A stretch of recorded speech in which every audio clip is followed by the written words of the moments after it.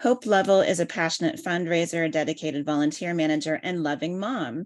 She has spent more than a decade of her career working in the nonprofit sector, where she has developed a deep understanding of the power of community involvement and philanthropy. Hope is a fierce advocate for shelter and housing, championing the idea that safe, affordable housing is a basic human right and should be accessible to everyone. Outside of work, Hope is a devoted mother who is privileged to spend time with two wonderful, brilliant, and compassionate children aged 20 and 16. Her children inspire her to be the best version of herself and motivate her to make the world a better place for future generations. And we're also joined today by Pamela Bro, currently the Director of Operations at Habitat for Humanity Windsor-Essex.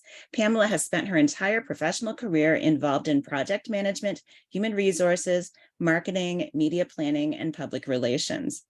Bringing over 20 years of experience with her in the construction management space, Pamela was part of the collaboration that saw the research, development, construction, and occupancy of Canada's first ever 3D permitted for residential use, multi-unit dwellings in North America.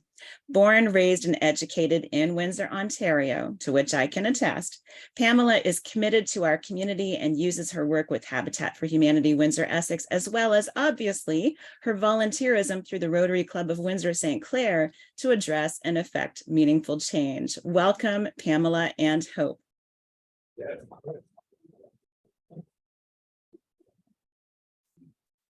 Yeah, you can use this. There. Thank you.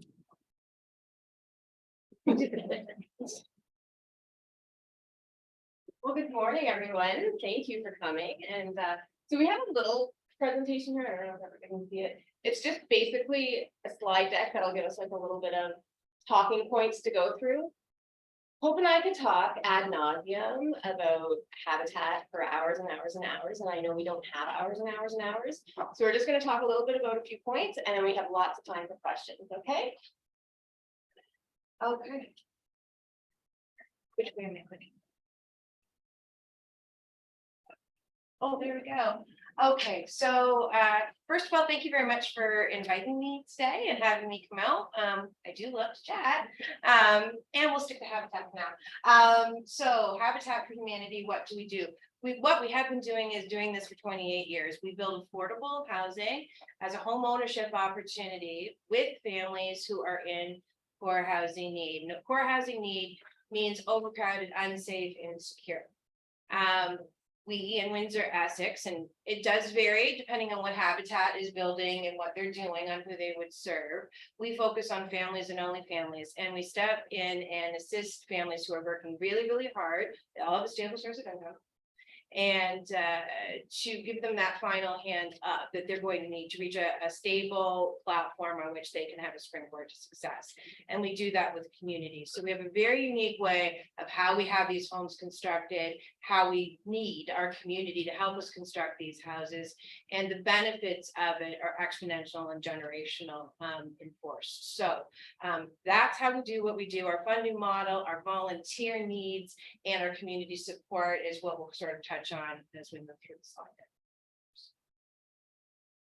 Oops, what happened? Let me see. Don't give me the clicker. It's acting. I'm not good at it. See, I told you. Hey, she should have the clicker. Okay, so our vision at Habitat Windsor-Essex is that we are a nonprofit faith-based organization working for a world where everyone has a safe, decent place to live. By faith-based, that means that we're respectful and celebrate all religions of everyone who comes and works and builds with us.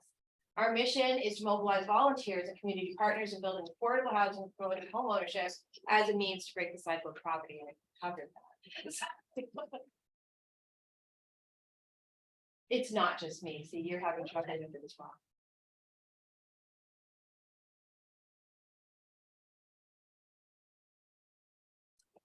Habitat provides people the tools to take care of themselves and build their own futures through affordable homeownership. And that means exactly what it says.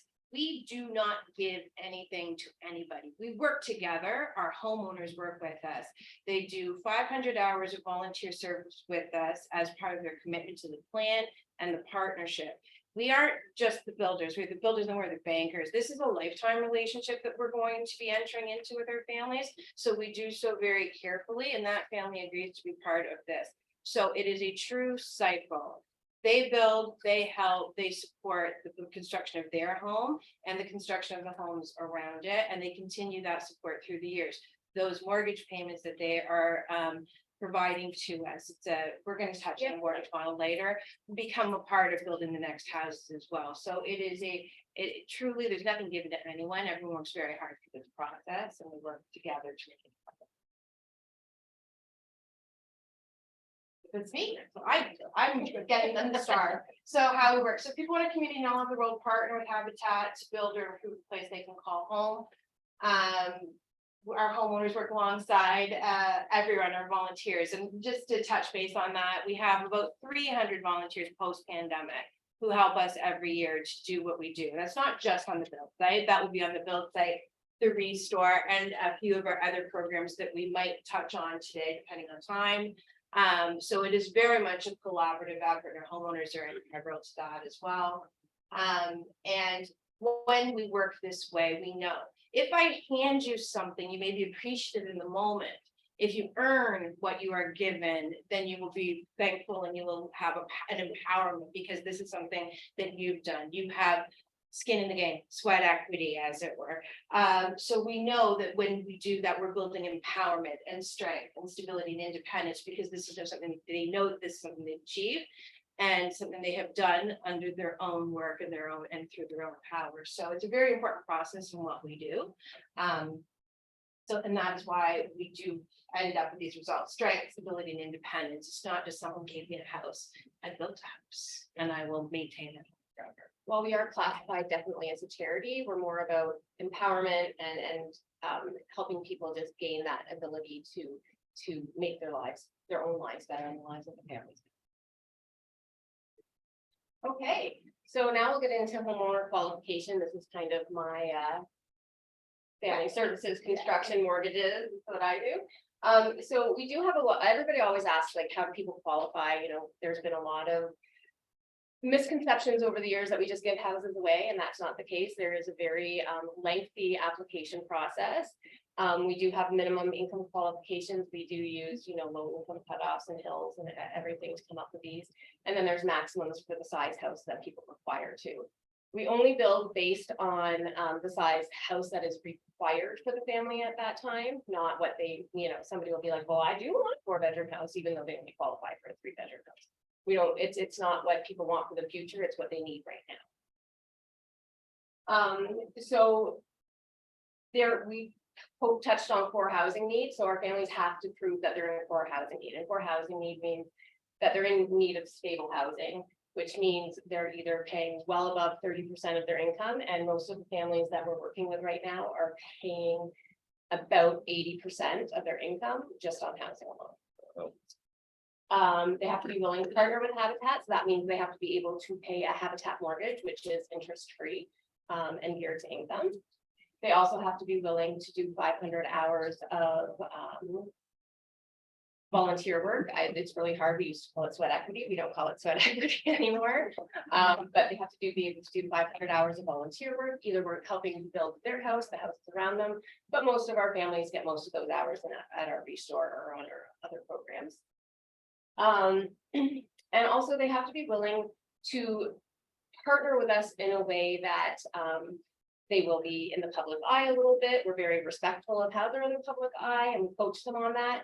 But the community volunteers with us. They're very invested in the community and what we do, so that they like to be able to connect with the families, because it really makes them feel like, wow, this is who we're helping, and this is what. So they come and they speak at our engagement as well. And then, like I said, they have to be able to make affordable mortgage payments.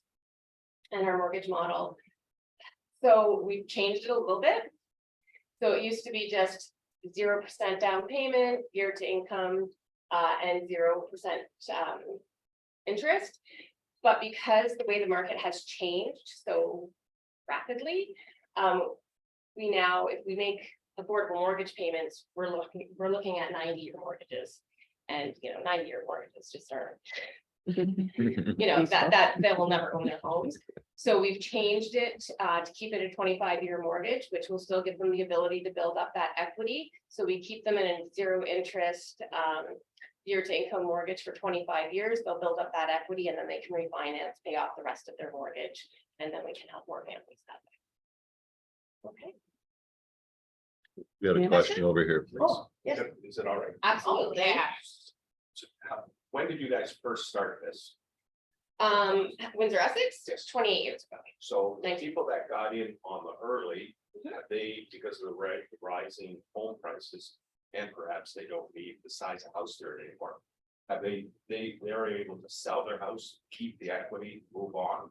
Yeah, so the mortgage model has changed over the years and that ebbs and flows based on CRA rules and everything else. So when we first started, the mortgage model was that 75% of fair market value was the first mortgage and they pay on that first mortgage. That was, and then the other 25% plus the administration fees and everything else, that was the second mortgage. Second mortgages could be forgiven. So after 12 years default free, and default doesn't just mean not paying, it means making sure that you're living in the house at, you know, as the primary owner, primary resident, and meeting all your other obligations. 25% of that second mortgage would get forgiven, and then after 20 years, the rest of it would get forgiven. So those first people that, you know, we built for, those second mortgages have already been forgiven. Most of them have already paid off their first mortgage, or are going to be soon. But we do have a covenant in the mortgage that if they want to sell their home, they have to give us the first right of refusal to purchase it back from them. If we choose not to, they can put it on the open market. So that's happened, but as the market has changed as well, we also put in a new policy and procedure because we have to protect the gifts that the community gives us. So we can't allow people to just go and flip a house, right? Because we wouldn't be able to afford it back as the wage market has changed. So now there's an equity split. So for the first 5 years, they only get what they put back into it so that we can afford to buy it back. From 5 to 10 years.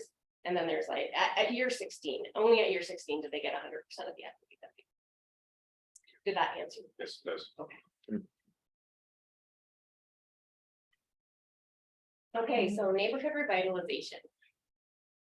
What the perfect scenario would be to build is to have a large tract of land that we could develop over years, and we'd have all this space to have our sea cans and all of our equipment and everything. It would be wonderful. But what we're really working on is revitalizing neighborhoods. So neighborhoods like Ford City, neighborhoods like Sandwich Town, where, you know, there's great need for those cities, for those communities to be up and coming. So what we're doing is doing a lot of infill work right now to improve the properties to improve the neighborhoods that they're in. Those lots are really, really hard to build on. They take a lot of time to develop, go through all the community improvement plans and go through all the committee of adjustments because the way they want us to build doesn't really fit in with the current bylaws. So there's a lot of things that we have to do with them, but the city really wants us and taking over those lots and really cleaning them up.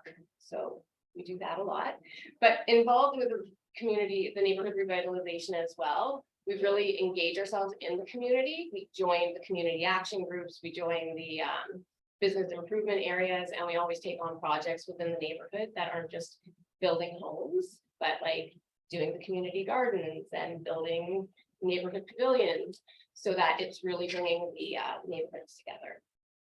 That's a big part of what we're doing right now. So this is kind of about what I just talked about. So the neighborhood revitalization really embraces like the entire neighborhood, like I said. So we really get involved and we entrench ourselves in the entire community. So this is a property in Leamington that we took on. This was one of the first ones where it was like the municipality came to us and said, hey, we have this problem child, this problem child of a lot. It's causing havoc in the neighborhood. All the neighbors are upset about it. We don't know what to do with it. Is there any way you could do something with this? So we were able to acquire the lot, well, the old house for $1.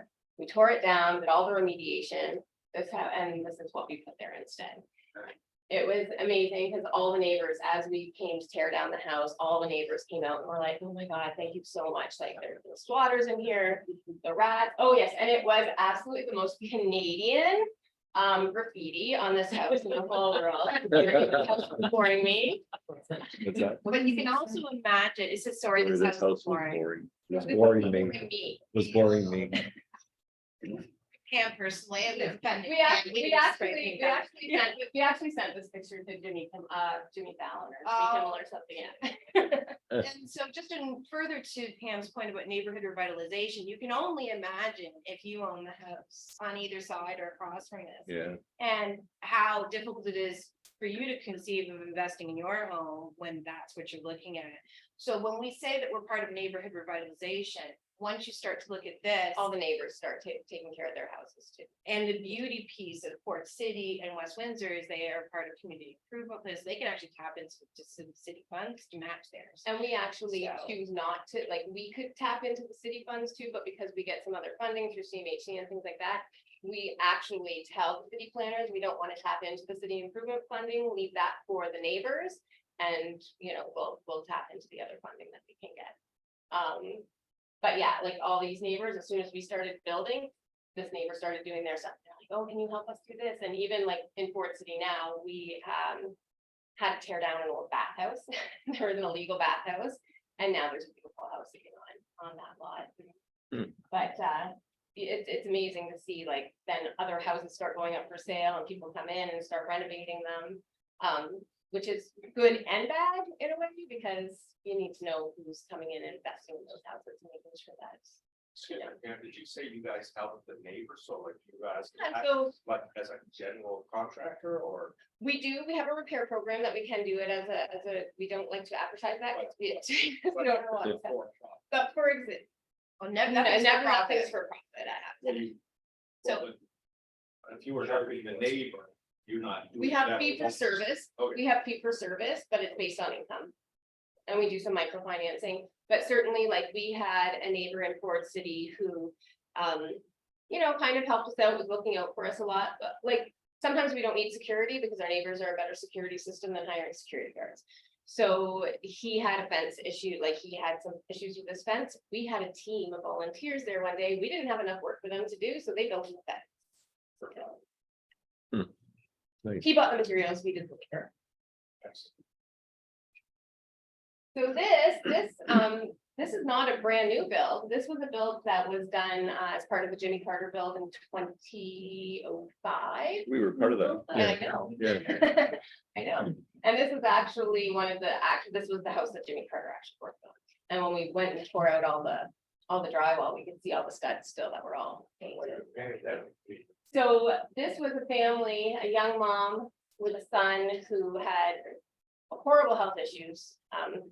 She was a teenage mom and she had him, and he at 18 months old, he was diagnosed with a brain tumor, and she still managed to get through high school, get through college, take care of this amazing kid who's now on a roll. But he was falling really far behind in their housing situation, and she just didn't know how to get out of it.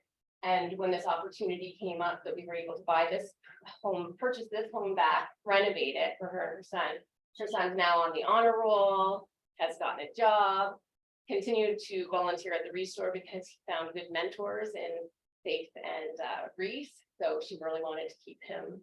Faith is Hope's daughter. And he really did a full turnaround. So this home not only gave them the security of their own home, but it also, like, this is the impact that we're going for.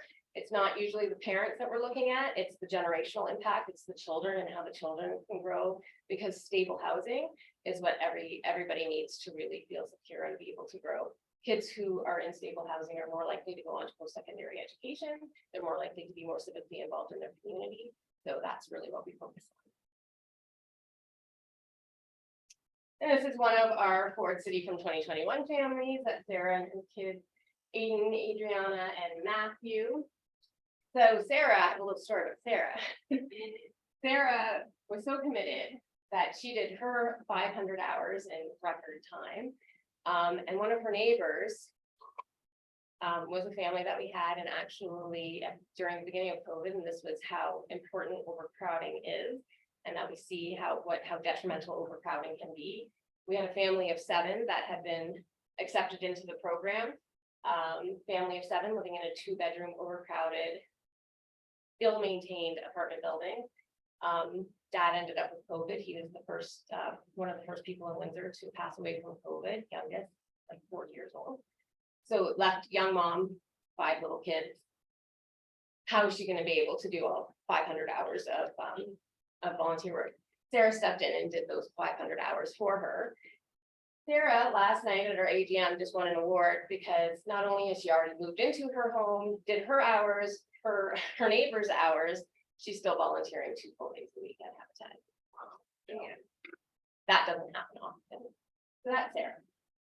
And this is the Rahamigo family as well. They're another one of our Fort City 2021 families. This family, amazing. They were out on the build site every day. Joseph sat there, and we were doing a building blitz with the a framing blitz with the homeowner, the Windsor-Essex Home Builders Association, and they were so BK Cornerstone was so impressed with Joseph that they actually offered him a job. So this is kind of how everything all comes together, and it was amazing. So Joseph started working with Brent from BK Cornerstone, and yeah, so his income increased, which meant their mortgage payments increased before he even started. So that's and then these were, so that was Sarah's house, and that was Joseph's house, and this is the family that Sarah did all the hours for, which we didn't publicize that family. Yeah. This was a labor, but it was a labor of love. So this is our 3D CP. So 3D CP is 3D concrete printed. So this was an opportunity that came our way, and it was when I look back now, because the memories are coming up, and it was like a year ago that we finished that last layer. And it seems so much longer than that because it started in the works before that. So in February 2021, I got a phone call from Habitat Canada. I was actually speaking at a safety thing online at a hotel, and he was like, "Pam, we have this opportunity." So I was like, "Oh my gosh!" So he told me about it. And let me call Fiona tomorrow, and Fiona, because Fiona and I are kind of the same. We're like, "Yep, let's look into it. Let's do it." So that started the conversations about how we could collaborate with the University of Windsor, and there's this printing company, and you know, would we be interested because Windsor has the largest structural engineering lab in all of Canada. So it was a lot of trial, it was a lot of error. We actually ended up not using the printer that we had originally started testing. In March of 2022, we went up to Kingston because there was a new type of printer in place. We went to their lab, we tested it, and that was when we decided we were going to do it. So by April 2022, we had moved it to this site in Leamington, and we started, and in October 2022, we dedicated and got occupancy for the first multi-unit 3D printed houses in North America, and it was the largest footprint in the world. So it was very amazing for Habitat Windsor, little Habitat Windsor, to be able to put their name on changing building code.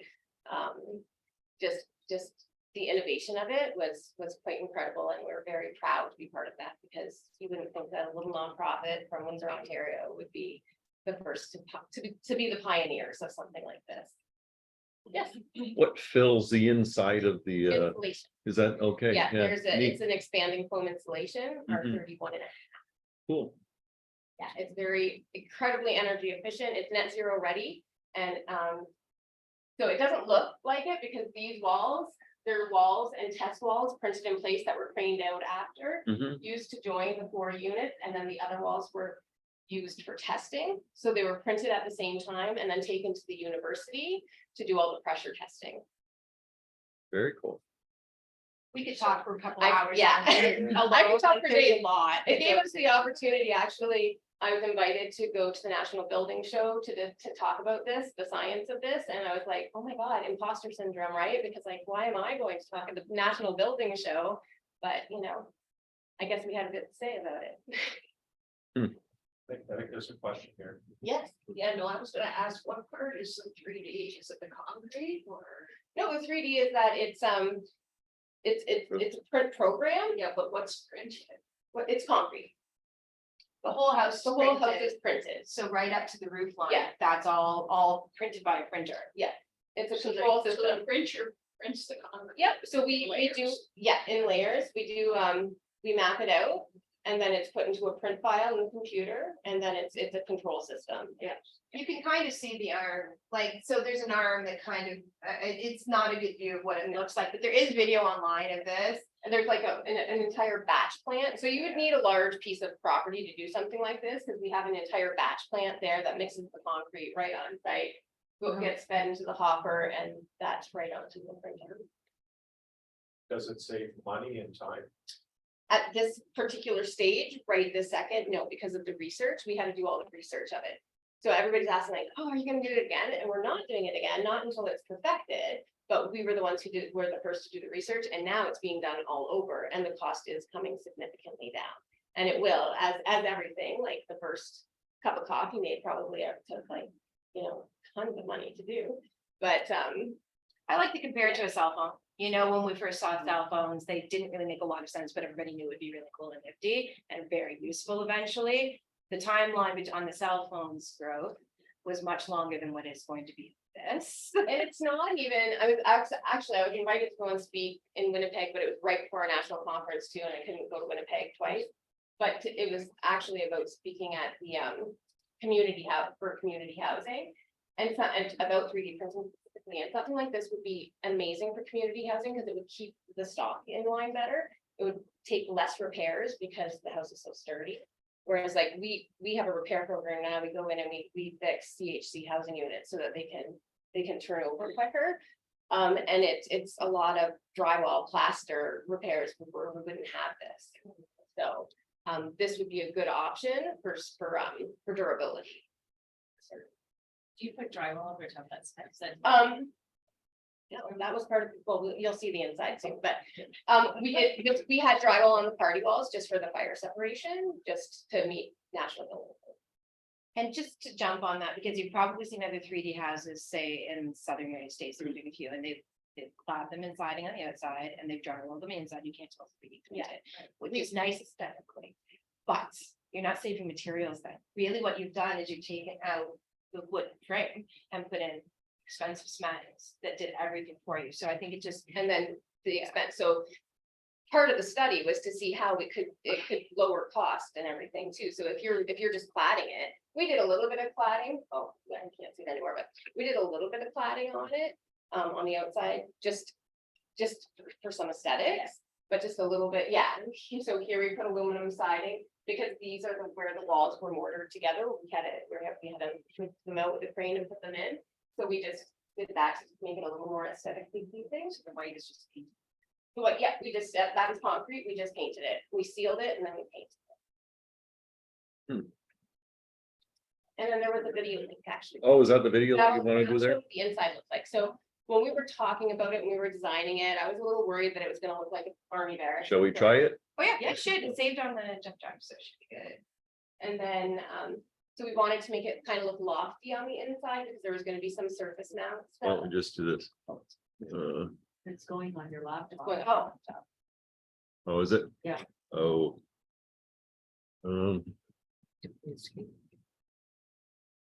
Hold on. Well, Paul's doing that. Has Habitat ever looked at modular build off-site?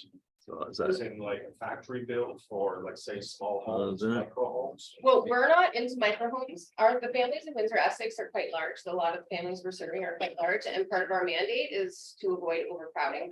So tiny homes are something that other habitats are doing. We have our own thoughts about tiny homes. In my opinion, tiny homes, that's an apartment. Like, why would you do a whole bunch of tiny homes that are taking up all kinds of space when we're looking at density? Tiny homes are just apartments. Put a bunch of them together, build up. That's my thought. I'm gonna jump in on that super quick, because this is not us. This is not we what can we avoid the do. video. But I will tell you, there is an incredibly good use for a tiny home. And it's at the back of your property, laneway home. So ADUs are approved throughout the city of Windsor and Essex County now. What's that? Additional dwelling units You just added said to existing family properties. Please consider that, because that does add to our affordable rental options in the city. You would have Sorry, retirement Nancy. income, Here, you would have you play with control the of how thing. that's maintained. It's a beautiful plan. Great use of a tiny home. In my mind, the only property for a tiny Try that one. Because everybody has these ideas in their head of like, oh, we'll do these lovely tiny home communities, but that is such a waste of space. It is such a waste of useful land space that it just, it hurts my heart. If it was a solution, trailer parks would. And they don't, Try that. because they think about it, it doesn't work. It's not a great use. It's not what people want. Oh. Have a long-term home, a small piece that's never gonna be fully comfortable. Who's taking care of the land? Then there's gonna be costs involved. with that. Can't give you a sound, but There is no sound. Oh, okay. We had it was 7 minutes long, so we're like, so this is just the interior of one of the units. So what we did, because there is some surface mount, electrical and everything is super energy efficient and it's all electric too. But I wanted to kind of make it more look a little bit newer lofty than just like, oh my God, this hard sterile wall. So we did all this like naughty, this stained pine, big trim, so that it kind of gave it a little bit of warmth as well. So, but these are the walls, but then neat. party walls were all. So that's a really good view. You can kind of see the shotgun sort of look at it. And yeah, so we added the wood, as Pam said, she wanted that in there to soften it up. They're really beautiful homes. They were. Everybody loved them. Everybody was actually really surprised at how spacious they were, because they're 500, they're 1-bedroom units. There's 4 1-bedroom units, and with washer dryer and suite. But they're 560 square feet, but the way they were designed, they're just very open, and they actually, I would live in one. Fully accessible. Yeah, fully So they're great units and great for rental for sure. They're gonna stand the test of time. Most of them are apocalypse actually. We partnered with an organization for this one. We didn't want to put Habitat families into the very first 3D printed houses because we didn't know how for sure that they would end up. So, and also we don't serve 1-bedroom families. So we actually partnered with the Bridge Youth Resource Center because they had the property and they're doing modulars. So that's basically, we would have never designed that house to look like that kind of army barracks, but that's what their site plan had set out for. So we actually adapted to what they wanted, so it could kind of mix in as much as it possible with theirs. Yeah. Bill? Assume you just have a few standard models that you have. Are you looking at incorporating solar panels into the roofs of the house? Honestly, this is solar panel ready. At this stage, I mean, we're gonna have to at some point because building code is moving towards that anyways, but no, because what we try to do for our families is make the houses as energy efficient as possible, as low maintenance as possible, so that they're paying as little maintenance as possible on them and as low utilities. However, there is maintenance on solar panels. There's a lot of maintenance on solar panels. And our families, keep in mind, they're coming from rental situations, and usually their rental situations are bad rental situations. They don't have good examples of what a landlord is. And so to have them have to take care of something that extreme when they're not used to it, that's just setting them up for failure. And we don't want to set anybody up for failure. And this is why we have to go to community planning all the time, because they're obsessed right now, especially in these community improvement areas. They want basement units. They want our homeowners to be landlords. And I will not put our homeowners in that situation where they have to be a landlord, because they don't know how to be a landlord. And there's a responsibility that comes with being a landlord. A lot of people don't realize it. They look at it as a way to make money, but housing is a United Nations recognized basic human right. And people don't know how to be landlords. And if you are a landlord, you have a responsibility to make sure that that unit is safe, that it's affordable. And that's not what landlords are doing. So we are not going to put our homeowners in that situation to make them fail. And I'll just give you a chance to the brand. What does Windsor-Essex do differently than other Habitat sites? everything. Okay. Yeah, so okay, so my job is community engagement manager, but actually I call myself the director of enthusiasm. And I'm gonna tell you the reason why, because Windsor-Essex makes that a very easy job.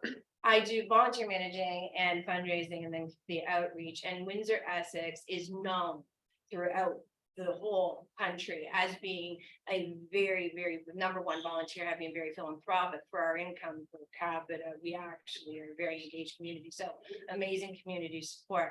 Now, as far as why is Windsor-Essex different? If you're talking about habitat and why we got chosen for 3D and how with our one restore, we're still able to build 5 houses per year. It's because it's a driven team. It is a from the board to the directors down through it, there is an intense feeling of collaboration and the ability to know that we can move the needle. We might be a sliver solution to the housing crisis, but we are permanently changing lives of those families with every house that we construct. So when I joined a little less than 5 years ago, we did about 2 houses. 2 minutes. 2 minutes, okay.